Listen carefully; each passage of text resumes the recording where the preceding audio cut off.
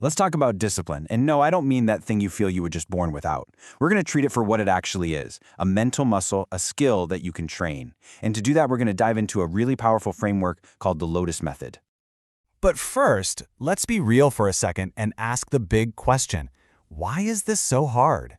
You've been there, right? You start a new habit, you're full of energy, you're going to change everything, and then, a week or two later, poof, it just vanishes. It's a super common, super frustrating cycle. Okay, and this is maybe the most important thing you'll hear today. If you struggle with discipline, it is not a character flaw. You're not lazy, you're not broken, it's a skill.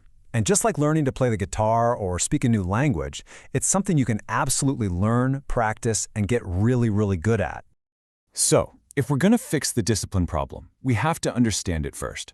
Why do we always seem to start with this huge burst of motivation only to end up right back where we started? The answer, it turns out, isn't really about willpower. It's about biology. Yeah, let's get right down to the root of it all. See, your brain has its own agenda, and spoiler alert, it doesn't always line up with your big, long-term goals. So to build real discipline, you've got to understand what you're up against, which is, the ancient wiring inside your own head. This quote just nails it. An untrained mind does not chase success, it chases comfort. Your brain is basically a survival machine. It's hardwired to avoid anything that feels difficult or uncomfortable and to seek out whatever gives it a quick, easy reward. And let's face it, hard work is usually uncomfortable. And that deep biological resistance? It shows up in all the ways we know and love. Procrastination? That's just your brain going, ugh, let's do this later when it feels easier. Distraction? That's your brain looking for a quick hit of something interesting. This isn't you failing, it's your brain running its default software. Okay, so how in the world do you rewrite that software?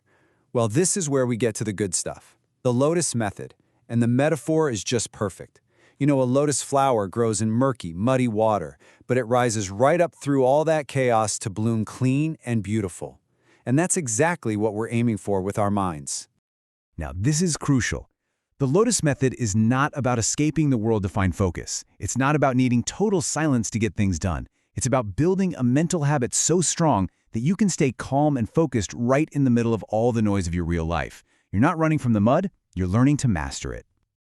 All right, the theory sounds great, but how do we actually do this? Well, the whole method is built on 4 simple, totally actionable principles. Think of this as your practical playbook for rewiring your brain for deep, consistent focus.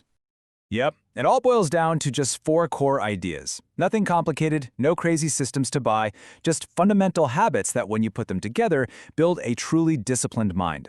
So let's break them down one by one.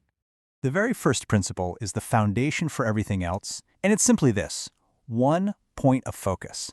The idea here is to stop trying to change your entire life all at once. You pick one goal, one habit, one single thing you want to work on. That's it. And here's the best part. You only commit to 20 minutes a day, just 20 minutes. This little block of time is what we call your lotus seed. Why so short? Because it's so small, your brain doesn't see it as a threat. It's too easy to say yes to, which makes being consistent almost effortless. And that consistency is what grows the habit. Now, before you even start that 20-minute session, you have to get your mind right. And that's where the second principle comes in: Lotus Breathing. This is a super simple technique you can use to switch your brain from scattered and distracted mode to calm and ready mode. And the technique itself could not be easier. You just breathe in for 4 seconds, hold it for 2 seconds, and then do a long, slow exhale for 6 seconds. You repeat that just 6 times. That's it. It calms your nervous system and basically sends a signal to your brain that says, okay, it's time to focus.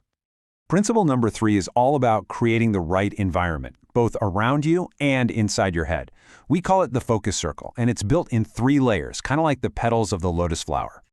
So layer 1 is preparation. You turn off your phone notifications, you close the 50 tabs you have open. Easy. Layer 2 is the work layer. You commit to doing only one thing, no multitasking.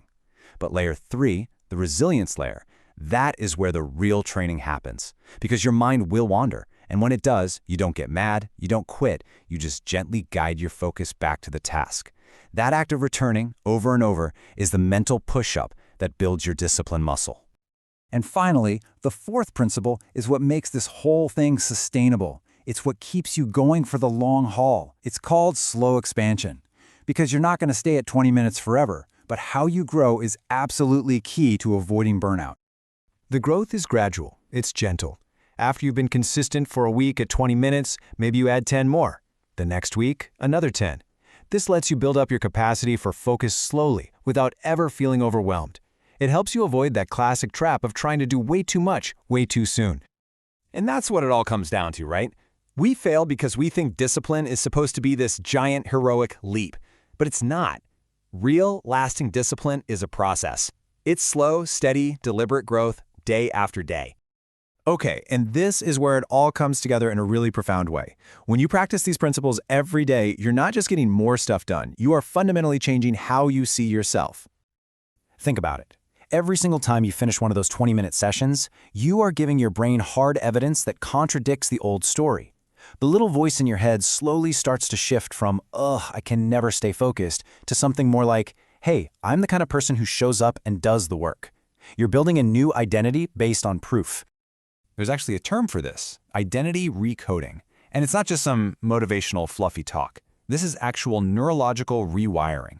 Once your brain truly accepts that I am a disciplined person is your identity, the actions that support that identity start to feel easy, even automatic. The fight just disappears.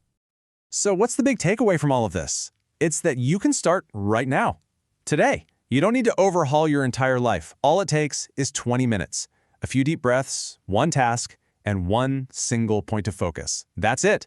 That's the seed. And we'll end on this powerful thought. All those struggles you have right now with distraction, with procrastination, that's just the mud. It's not the end of the story. It's the fertile ground you need for growth. The only question left is, are you ready to bloom?